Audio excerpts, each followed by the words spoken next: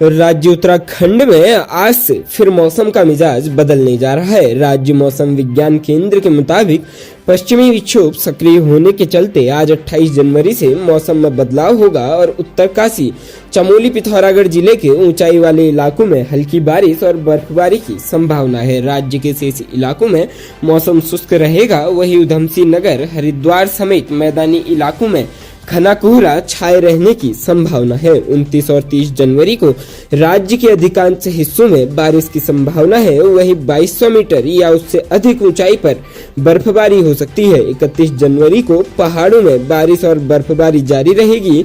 वहीं मैदानी इलाकों में मौसम शुष्क बना रहेगा। राज्य मौसम विज्ञान केंद्र ने 29 और 30 जनवरी के लिए 2 जिलों में बारिश, ओलावृष्टि और बर्फबारी का येलो अलर्ट जारी किया है। इन 2 दिन उत्तरकाशी, चमोली, पिथौरागढ़, बागेश्वर, देहरादून में कहीं कहीं भारी बारिश और देहरादून, टिहरी, पौड़ी, नैनीताल, चंपावत, उधमसिंह नगर और हरिद्वार में कहीं कहीं गर्जन के साथ ओलावृष्टि की भी संभावना है। आकाशीय बिजली चमकने के साथ ही कहीं कहीं तेज बौछार भी पड़ सकती है। वहीं ऊंचाई वाले इलाकों में भारी बर्फबारी की भी संभावना है।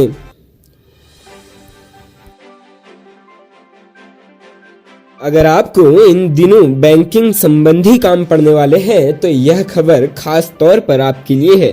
आज से 4 दिन यानी 28 से 31 जनवरी तक बैंक बंद रहेंगे। 30 और 31 जनवरी को बैंक कर्मचारी हड़ताल पर जाने वाले हैं। वहीं आज पहले 28 जनवरी को महीने का चौथा शनिवार था, इस कारण बैंक बंद रहे और कल 29 जनवरी को रविवार होने की वजह से बैंक बंद रहेंगे। ऐसे में लोगों को परेशानी का सामना करना पड़ सकता है।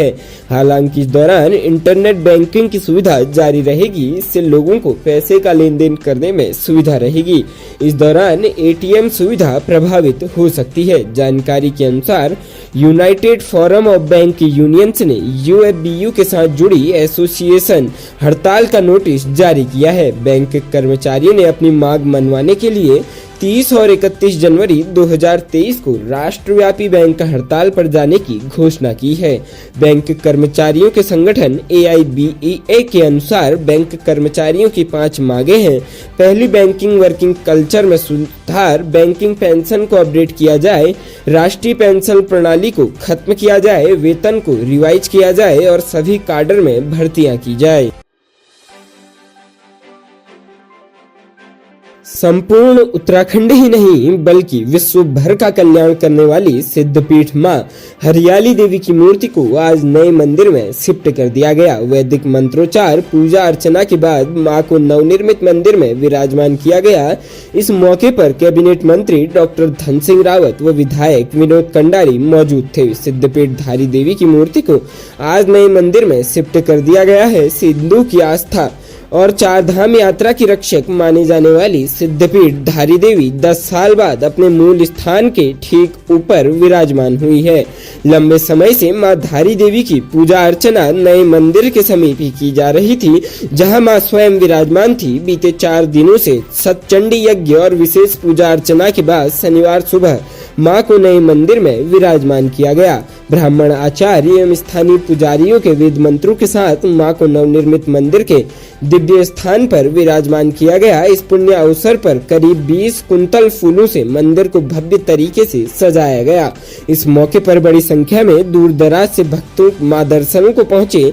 धारी देवी के भक्त दीपक उनियाल ने बताया कि धारी देवी के नवनिर्माण में लगातार देरी हो रही थी, जिसको लेकर पूर्व में कई बार शासन प्रशासन एवं स्थानीय विधायक एवं कैबिनेट मंत्री डॉक्टर धन सिंह रावत से वार्ता की गई। यहाँ तक मंदिर निर्माण समय पर पूरा न होने पर अनशन की चेतावनी दी थी, जिसके बाद मंदिर भव्य तरीके से बन पाया है, जिसमें मंदिर समिति के समस्त पुजारियों एवं न्यास समिति के विशेष सहयोग रहा। उनियाल ने कहा कि धारी देवी नए मंदिर में शिफ्ट होने के बाद तीर्थाटन को बढ़ावा मिलेगा। रिकॉर्ड भक्त हर साल मां के दर्शनों को पहुंचेंगे।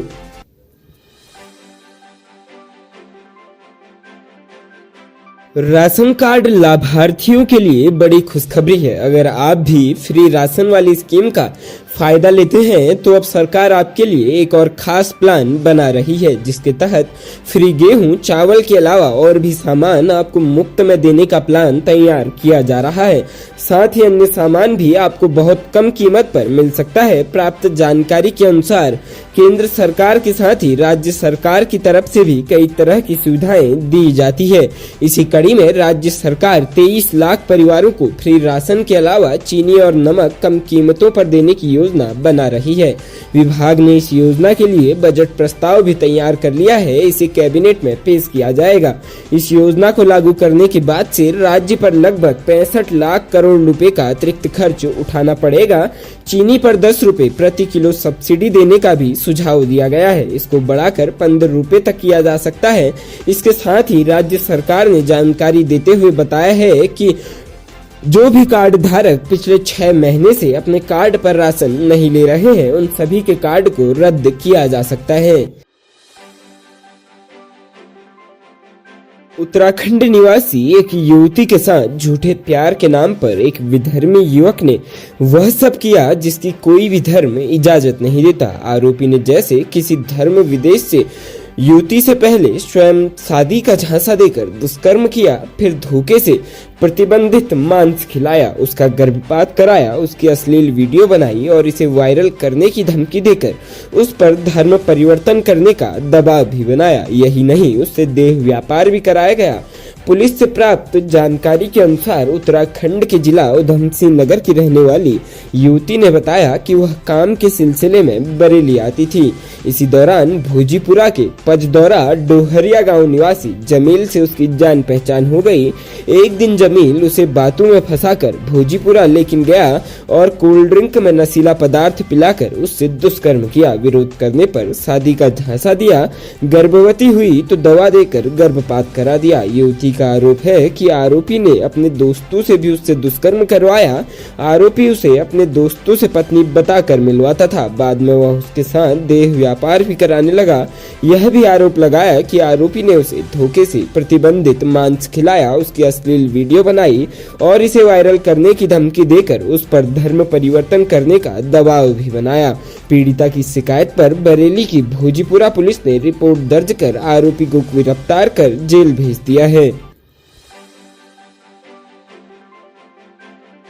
देश की राजधानी नई दिल्ली में उत्तराखंड सूचना एवं लोक संपर्क विभाग के संयुक्त निदेशक एवं झांकी के टीम लीडर के.एस. चौहान के नेतृत्व में 26 जनवरी को कर्तव्य पथ पर प्रदर्शन हेतु चयनित मानस खंड पर आधारित उत्तराखंड की झांकी के कलाकारों ने राष्ट्रपति श्रीमती द्रौपदी मुर्मू से राष्ट्रपति भवन में भेंट की। पूरे देश से आए झांकी के कलाकारों द्वारा राष्ट्रपति के समक्ष सांस्कृतिक प्रस्तुति दी गई। गौरतलब है कि 26 जनवरी को कर्तव्य पथ पर प्रदर्शन के लिए चयनित विभिन्न राज्यों की झांकियों के कलाकारों के साथ ही उत्तराखंड की झांकी के कलाकारों को भी राष्ट्रपति भवन में आयोजित समारोह में आमंत्रित किया गया था।